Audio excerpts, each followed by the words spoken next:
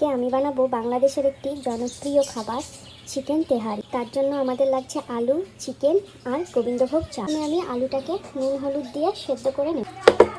Pressure কুকারে সেটা রান্না করে নেব। তার জন্য কড়াইয়ে সাদা তেল দেবো, কিছু গোটা মশলা দিয়ে দেবো, তেজপাতা, লবঙ্গ, এলাচ, দারচিনি, পেঁয়াজ দিয়ে দেবো। পেঁয়াজটা আমার ভাজা ভাজা হয়ে গেছে, এবার আমি চিকেনটা দিয়ে দেবো।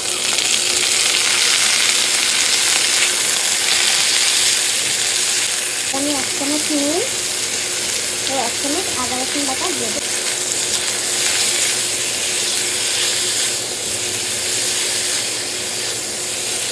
দেবো হলুদ গুঁড়ো, তারপরে দেবো জিরে গুঁড়ো, এবার দেবো লঙ্কা গুঁড়ো, এবার দেবো একটু চিকেন মশলা, একটু গরম মশলা। চিকেনটাকে ভালো করে কষাবো। জল দিয়ে দেবো, মশলাটা দেবো সেদ্ধ। আলুগুলো আমার সেদ্ধ করে ভেজে নেওয়া হয়ে গিয়েছে। চিকেন আমার সেদ্ধ হয়ে গিয়েছে, এবার নামিয়ে দেবো। তেহারির জন্য পোলাওটা রেডি করবো। আমি কড়াইয়ে ঘি দিয়ে দেবো। হয়ে গিয়েছে, এবার আমি গোবিন্দভোগ চালটা দিয়ে দেবো।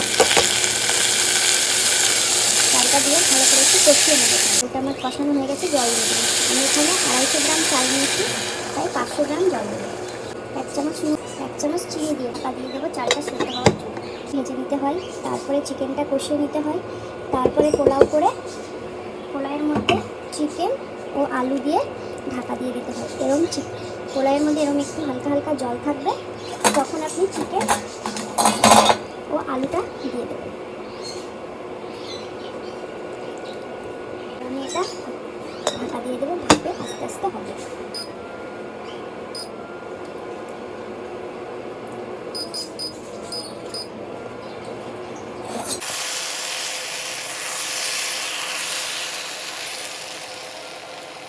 হয়ে গিয়েছে আমাদের চিকেন তেহারি।